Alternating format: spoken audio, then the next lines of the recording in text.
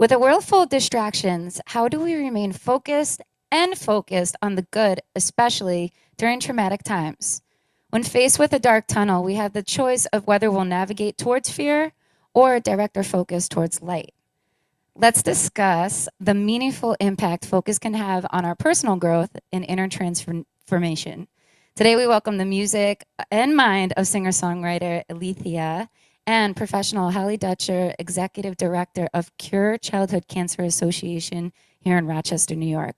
I'm Amanda Ashley, and this is episode 64, Focus. Welcome to Afternoon Cocktail.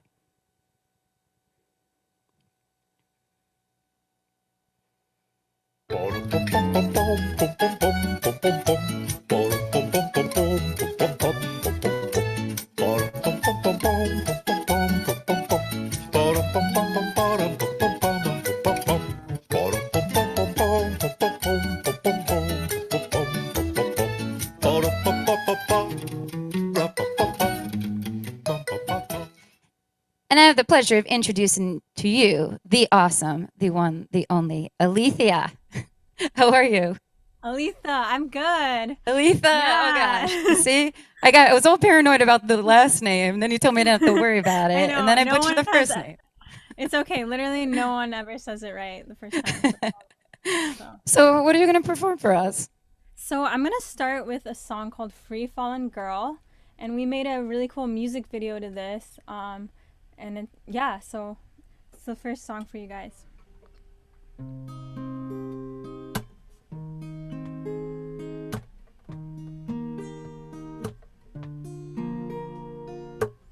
I've seen the straight and narrow, the giants fighting for a seat.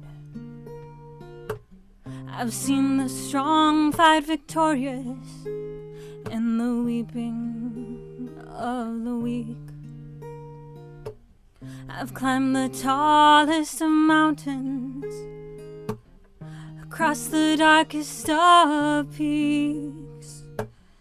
I wish I could be different, but I was born to be free. 'Cause I'm a free fallen girl. I can't cling to anything. I don't fit in this world, 'cause it don't make sense to me. Don't make sense to me. Don't make sense to me. Don't make sense to me. Don't make sense to me.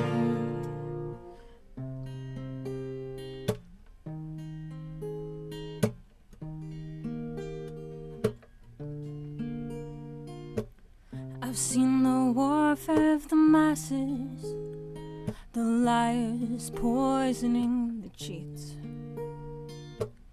I've seen so many places, but nothing's held the key. I've loved so many men, but none of them love me. I wish I could be different, but I was born to be free. 'Cause I'm a free fallen girl. I can't cling to anything. I don't fit in this world, 'cause it don't make sense to me.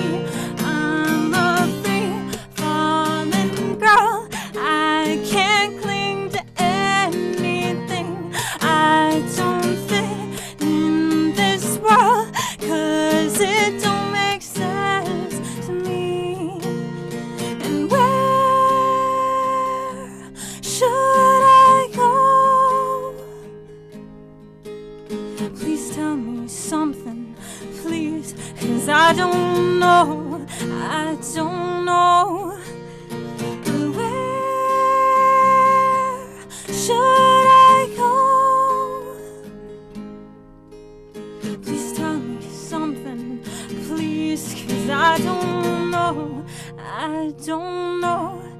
I'm a free fallen girl. I can't cling to anything. I don't fit in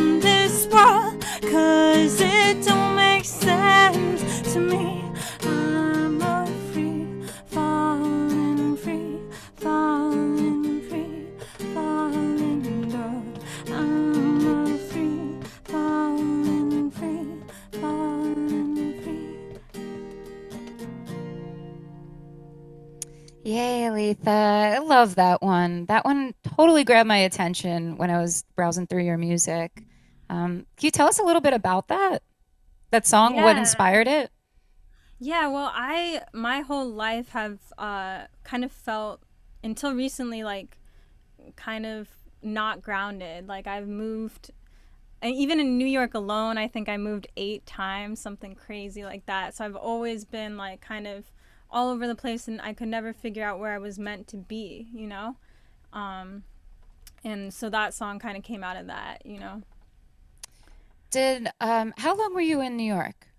I've been in New York for 4 years, so I was going on 5 years. Um, Okay. yeah, And and you're I in kind of, Portland right now, and I'm in right? Portland now. Yeah. So can you tell us why you're in Portland, what your, origins there, and I mean, what was it like growing up for you? You've lived in a few different places, right? Yeah, so I actually grew up so I was born in New Jersey, actually, in Okay. Englewood, New Jersey. And I have East Coast parents, they're very East Coast. And then they decided to move across the country. And I actually grew up most of the time in the country in Hubbard, Oregon, and which is an hour south from Portland. And then I moved when I was 16. I moved to New Hampshire for school, and then went back to college in Washington, and then went back to New York. So Yeah. when you were, what did you go to school for? Did you go to school for music? No, I wish. I actually was a music minor though, but it Okay. was it was very classical and very theoretical for me. So I struggled just going the music route. So I was a politics major actually. Yeah. Oh, wow. Yeah. So, So yeah, this is yeah.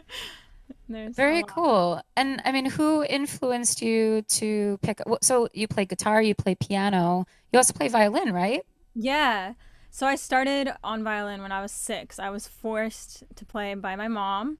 One of the East Coast parents, she's like, you got to play violin. So she sent me, and I hated it. I hated the violin. It sounded horrible. It was like squeak, squeak, squeak. And then finally, 2 years after that, I convinced her, I was like, I can't do this anymore, mom. Like, make me stop. She also forced me to do ballet, which I hated as well. But then 2 years later, I went back to the violin. I ended up loving it. I found a really cool teacher, and so that's kind of where I get my melodies from, is like the violin. Now, you play with a band also. Like I've seen pictures of you performing with others. Is that the band that backed up your tracks on, all your recordings, or is it hired studio musicians? Yeah, I we're actually working on recording now. We've never had any recordings yet, so that's kind of exciting. We're trying to do it all remotely right now. But no, I tend to work with producers too, like just do pop with producers more so, and then more indie rock with the band. Okay. I love the drumming on your recordings. That's what stood out to me as being earthy. I think I had mentioned that to Really? you. I was like, when I No, you listen, didn't. That's cool. when my first impression of your music is, wow, this reminds me of like the Cranberries meets like Shakira, and then there's like little touches of Sarah McLachlan in your voice. Like your voice is interesting how it when you hit certain notes and range, like built within your range, you have this big voice that comes out very powerful and spiritual to me. That's how I hear it. But yeah, it's beautiful, and the drumming I think adds to that. It's very I want to say tribal almost, but it's just like Wow, that which that big track? drumming Which sound. track do you mean? I think it stood Yeah. out to me on Free Fallin' Girl, and I don't Okay. remember. I apologize. I don't remember. There was another song or even two that I listened to, and I Light had at it. the end of the road, or Yeah, I think it might have okay. been that one.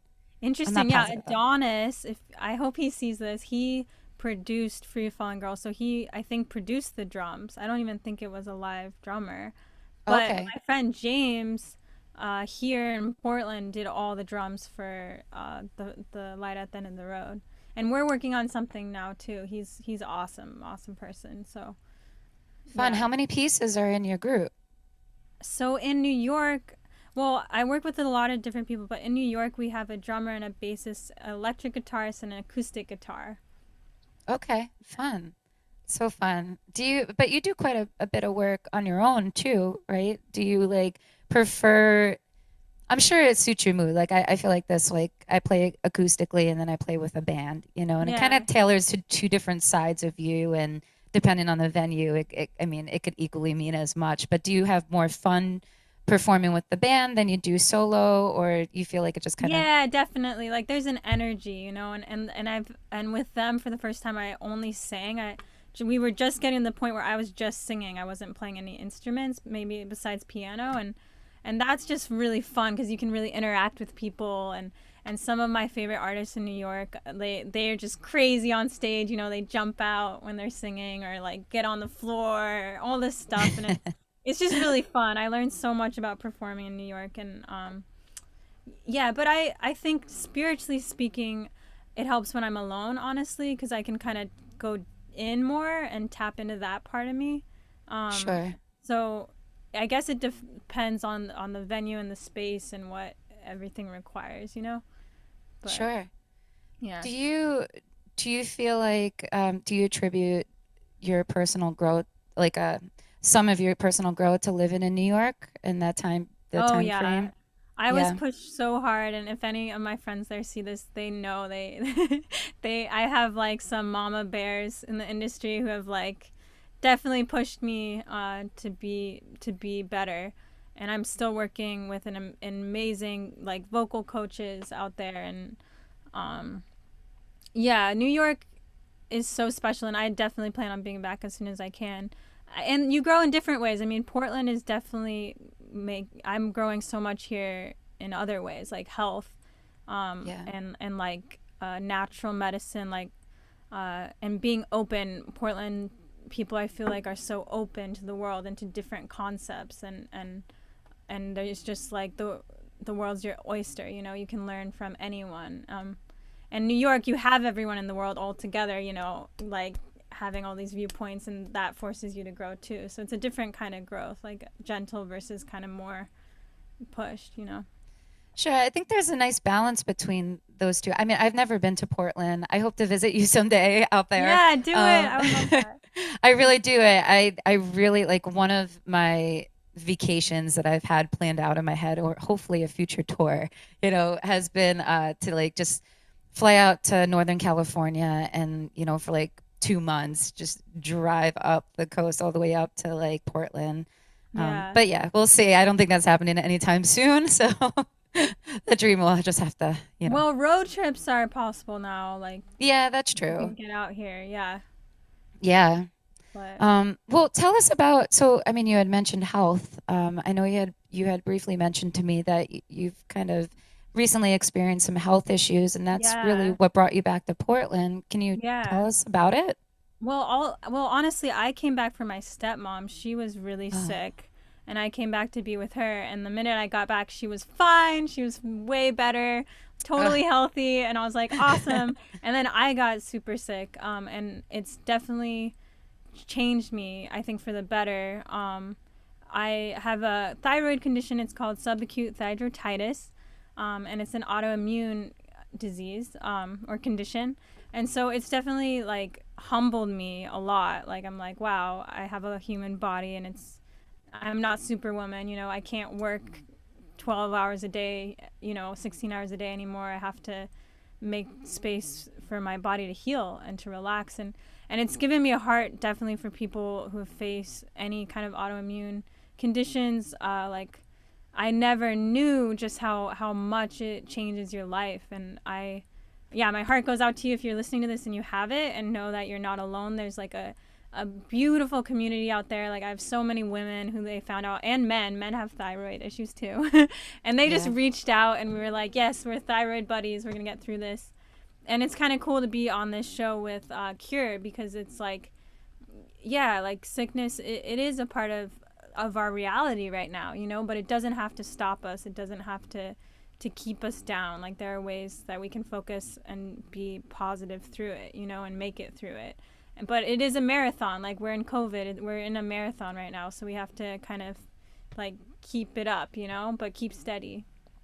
So It's I mean, I'm fortunate enough to never have experienced like true illness, like yeah, cancer or anything. But I imagine that we had a woman named Marissa on not that long ago on our show who runs Lupus Chick, And Yeah. I Oh, that's recommend cool. Holly, and I recommend you guys like check her out. She's really an incredible woman, and she's somebody that really has. I mean, every day she feels pain. Like I asked her on the show, like 1 to 10, what's your level of pain right now? And she said probably like an 8 or a 9. Oh my And God. I'm like, on the scale of what she feels. And meanwhile, she's sitting in front of me looking gorgeous, like, and Yeah. having this conversation with me as if she's pain free. And I think there becomes like a point where you learn to live with what you have. You accept Yeah. like a new, you accept it as being a part of your life, and you Yeah. really do you're faced with those choices. Like I could continue living as best as I know how, and even with this disability, Hmm. or just kind of wallow in misery and Yeah. not allow Yeah. myself to do anything.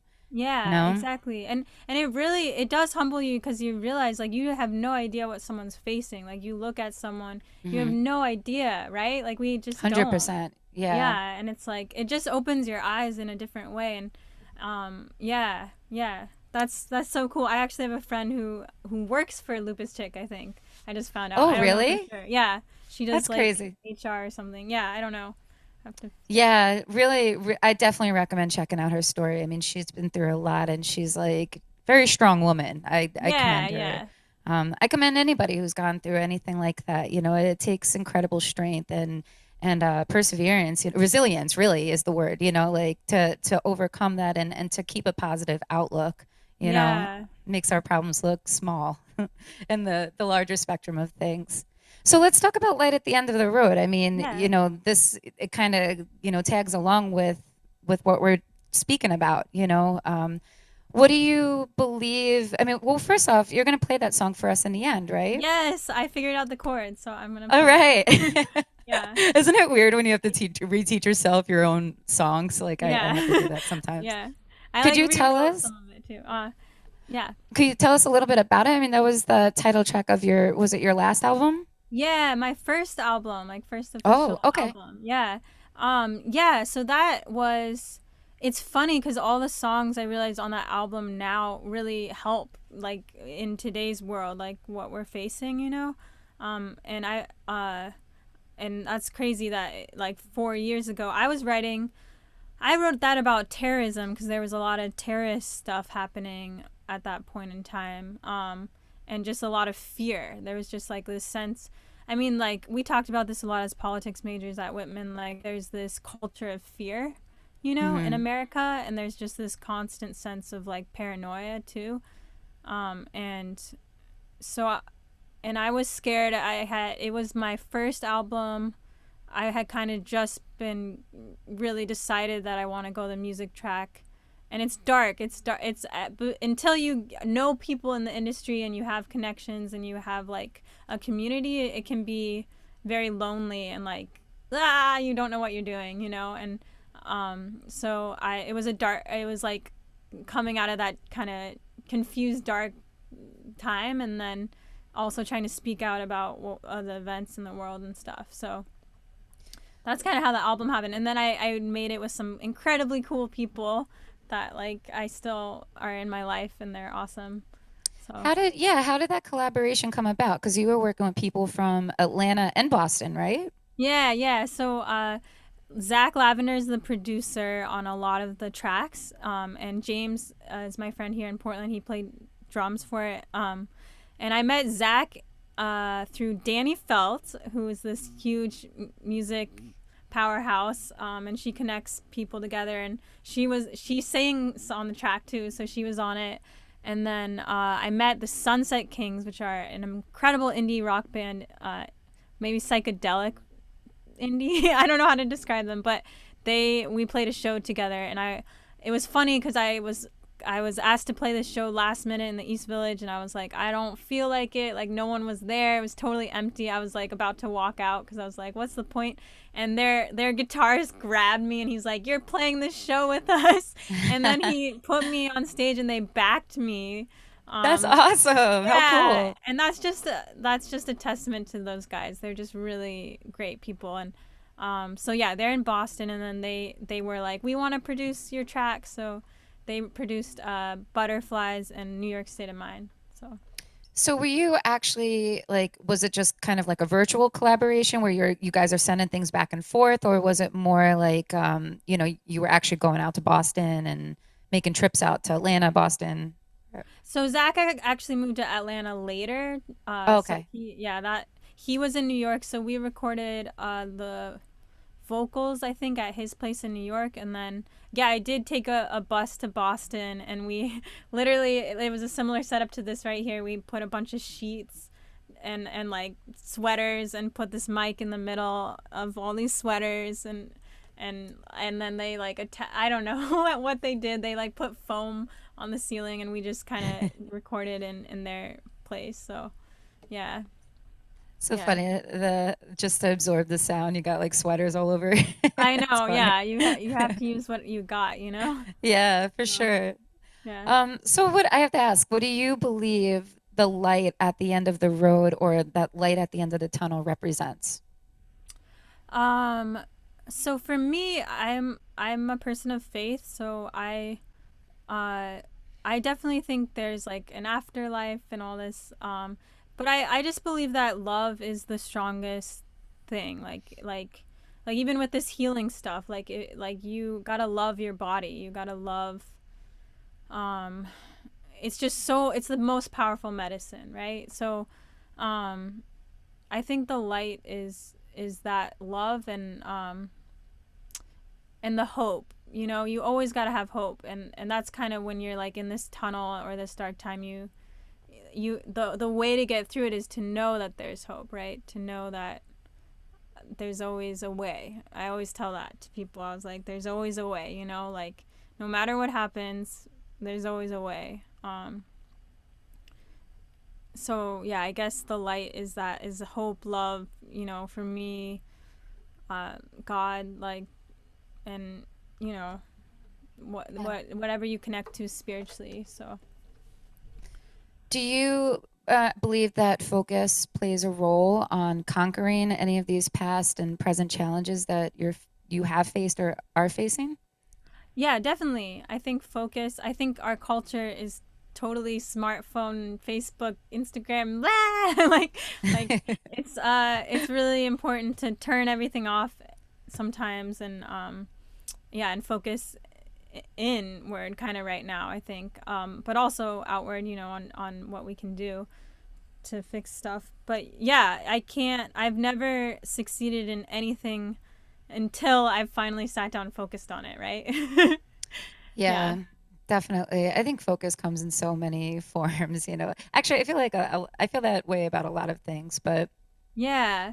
focus is what gets things accomplished, but then it's also what makes you see things clearly. And in terms of life, um, finding some meaning, finding the meaning and kind of keeping true to what you believe, I suppose, what you're aspiring to do. I don't know. Yeah, I think it also represents like being grounded, you know, Yeah, and with so much intensity happening right now, it's really important to find that way to get grounded, right?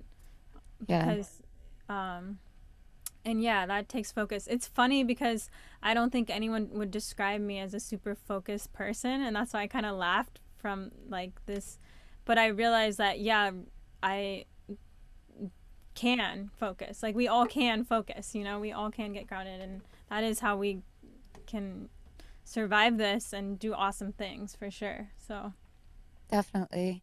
yeah. Um, Aletha, I really appreciate you being on the show. It's been really a pleasure to get to know you, and I'm happy we're connected. Can you tell our Yeah. audience a little bit about where they could find out more about you and where they could listen to your music? Yeah, so I think the best way would be my website actually, because then you can choose whatever social media thing you want, and there's the newest releases will always be on the homepage. So we got a Christmas song coming out. It's really exciting. So I'm gonna put that up soon. So it's HTTPS colon / AKB music with a K. So AKBMUSIK.com. So And also, you could find Aletha on Instagram at AKB Music as well. And she's got a Facebook page, so make sure you like that and go download some of her music. It's awesome. Thank you so much for being on our show. Yay! S- Yeah, thank So, you. no problem. We're going to hear one more from Alita in the end. In the meantime, I'd like to introduce to you Miss Holly Dutcher. She's the executive director of Cure Childhood Cancer Association here in Rochester, New York. Cheers, Holly. How are you? Hi there, how are you? I'm great. Thanks so much for being on the show. It's really awesome to have you. Can you tell us and our audience just a little bit about you, what brought you to Cure, and also, a little bit about Cure's mission and what inspired it?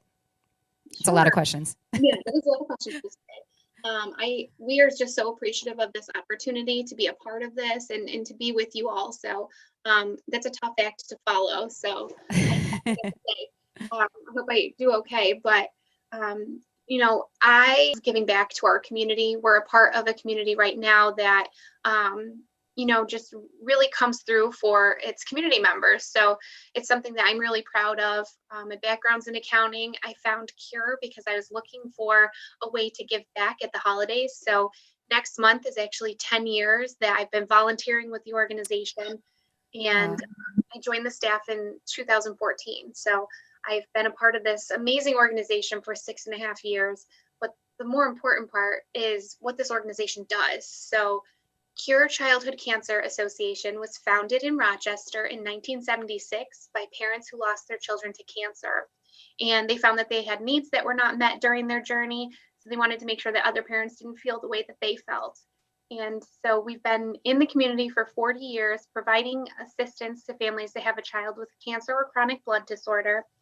Our organization namesake, Cure, is actually an acronym. So you can see in our logo, there's periods between each letter, and it represents counseling, understanding, research, and education.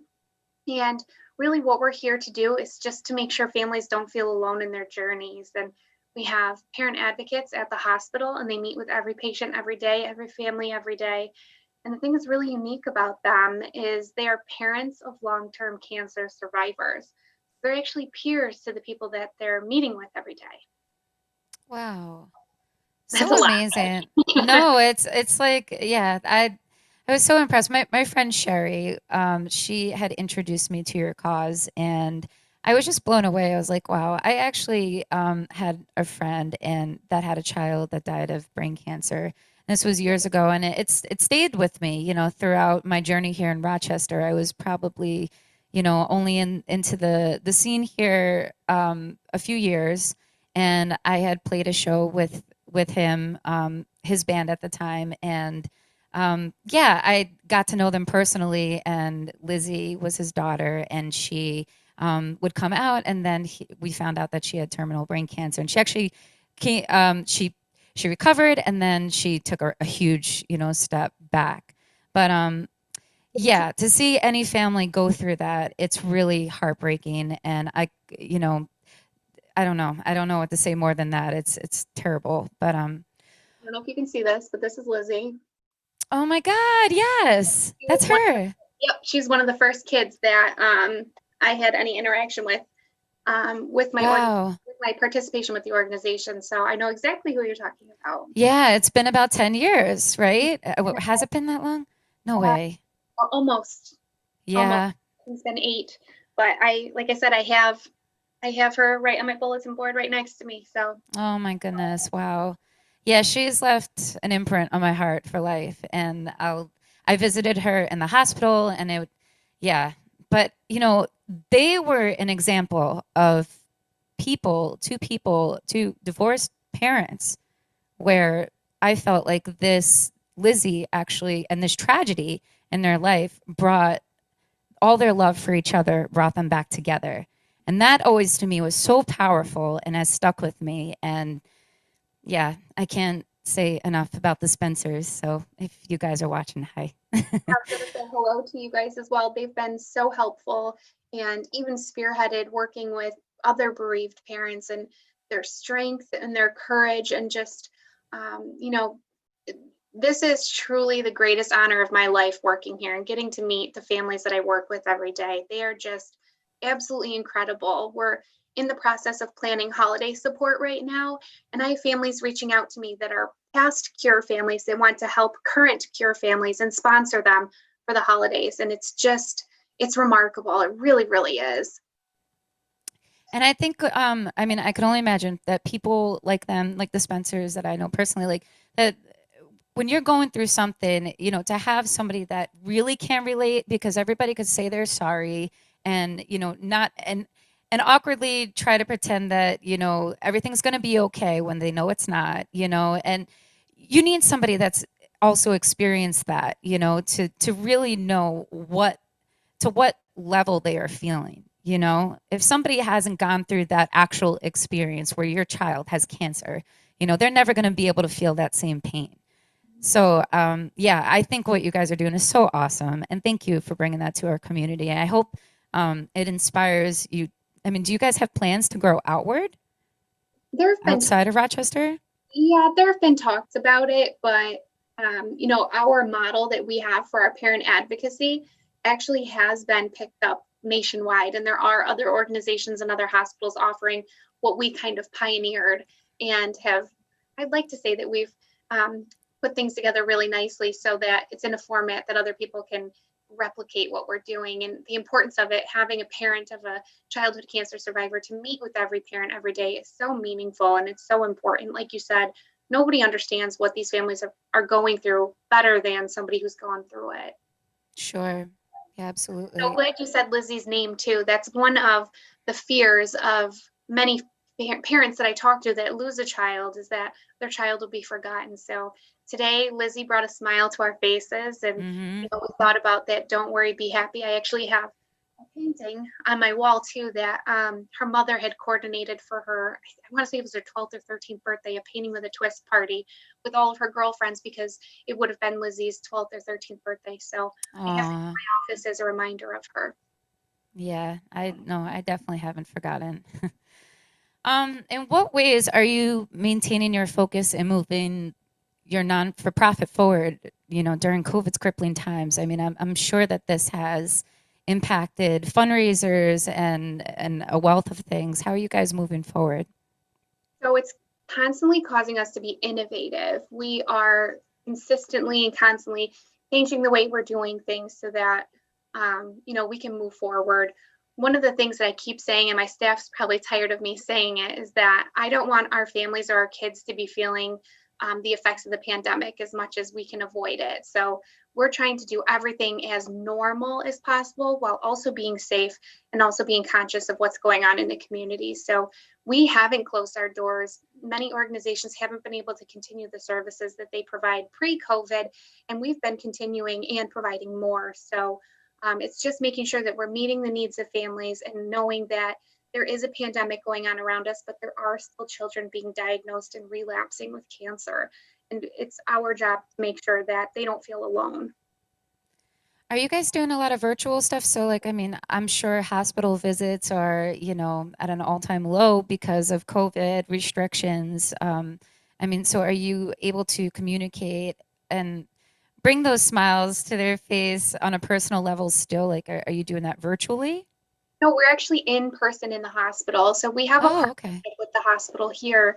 Golisano Children's Hospital is remarkable. And we have worked out a partnership with them to allow our staff to be there.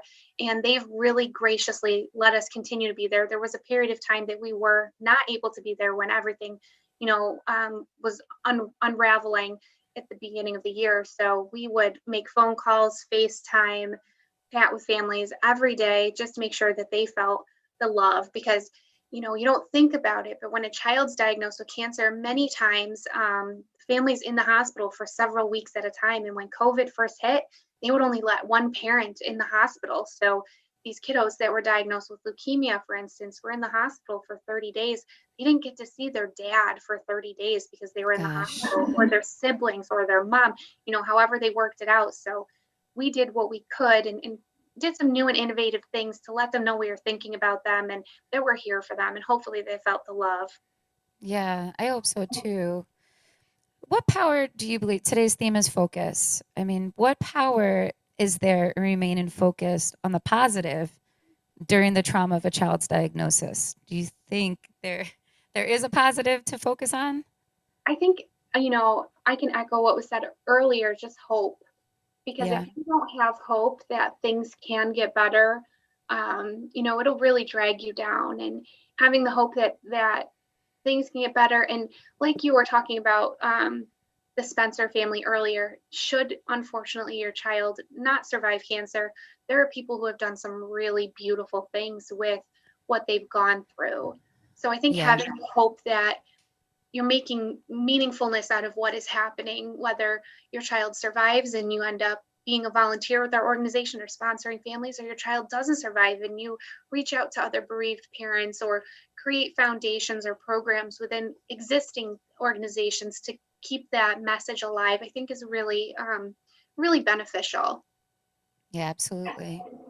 So, Holly, how can we help? I mean, what can our audience do to volunteer? I mean, is there opportunities for volunteering? Do you have any upcoming fundraisers? How could we help you? So we definitely have opportunities to volunteer. We're being safe, of course. We are coordinating assistance for about 50 families locally.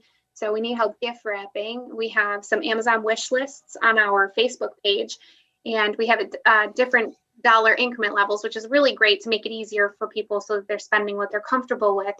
And then if you want to sponsor a family, participate. I have this really sweet beanie on. I don't know if you can see it. It has our logo.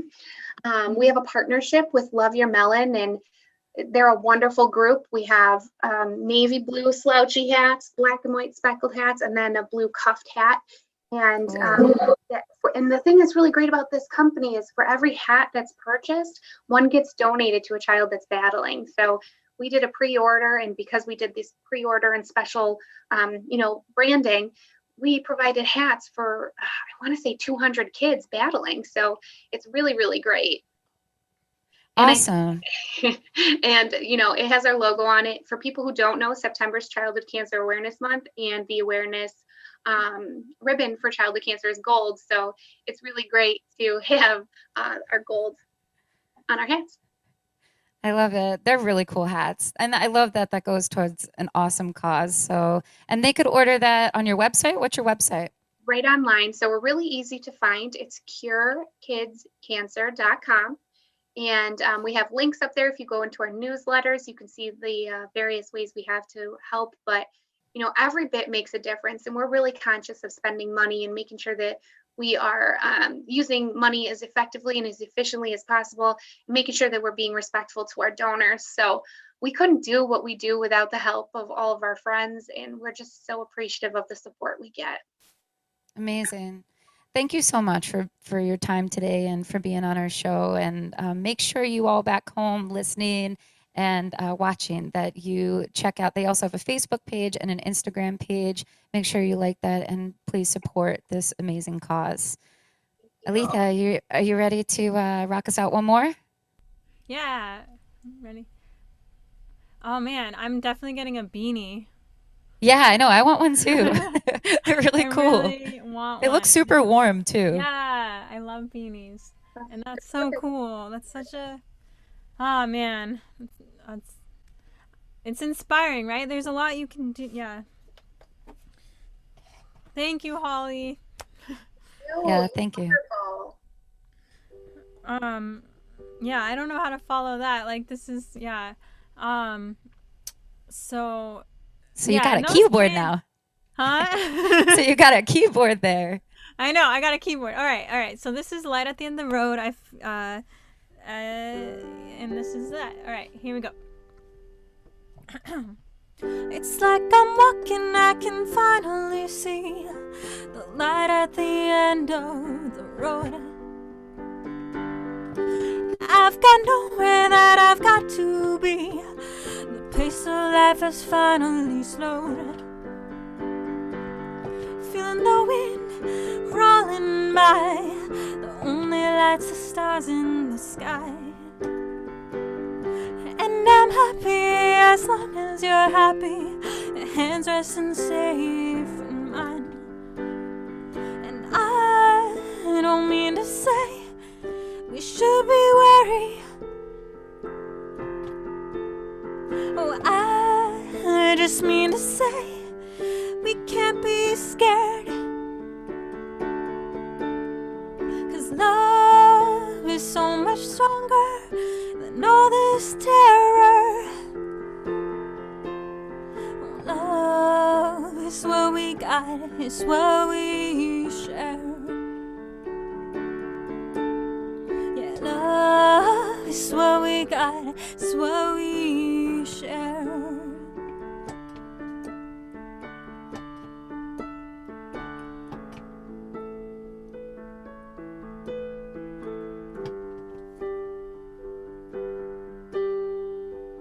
It's like we're flying and we're finally free. The only lights are stars in the sky. And every time that I close my eyes, your face is lying next to mine. We're done running from the way things are. We can make the world what we want it to be. And I'm happy as long as you're happy. You're walking this road with me. And I don't mean to say we can't be worried. And I just mean to say we can't be scared. 'Cause love is so much stronger than all this terror.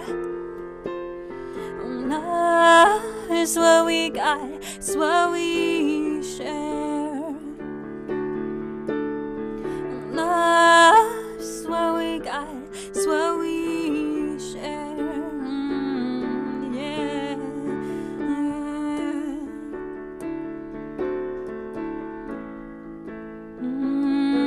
baby, love.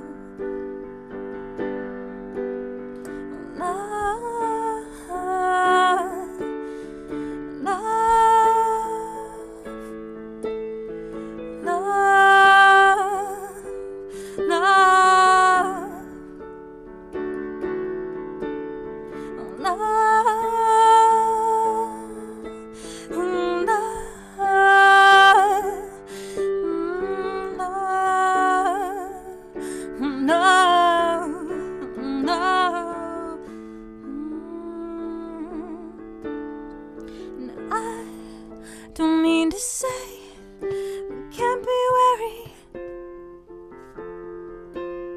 Oh, I just mean to say we can't be scared. 'Cause love is so much stronger than all this terror. Oh, love is what we got, it's what we share. Oh, love is what we got, it's what we share. Yay. Awesome. Awesome. Awesome. Thank you so much again for sharing your music with us. Make sure you like Aletha on Facebook, Instagram. Go listen to her music on Spotify. And thank you so much again to Holly Dutcher of Cure Childhood Cancer Association here in Rochester. So today's theme was focus. I'm going to share with you just a little bit about how I've been feeling about focus lately, because it's been a struggle. These past 2 weeks, I felt a surge of energy drained from my core, with talks of another shutdown, a tremendous slowdown in my music gigs, dealing with all the things that raising a 4-year-old child entails, trying to manage my life and what next professional moves I need to make in order to survive, sprinkled with the drama and the stirred emotions of our past election, et cetera, et cetera. I could go on. I felt like somebody opened up the valve and just drained all my energy. I lost all clarity in thought. My mind felt cluttered. I felt really overwhelmed, stressed, mentally exhausted, and totally unmotivated. All feelings which eventually triggered a little bit of depression, a whole slew of negative thoughts and self-doubt that everything I'm doing is just worthless or a waste of time. It's incredible how merely overnight you can lose complete focus of who you are and why you have value. Alethea mentioned fear earlier, and fear has such a funny way of stripping you away from all the positive things that you once believed. I admit, I'm just as scared and as worried as most of you are. Because you see, you see, not everything will always be in focus. Because,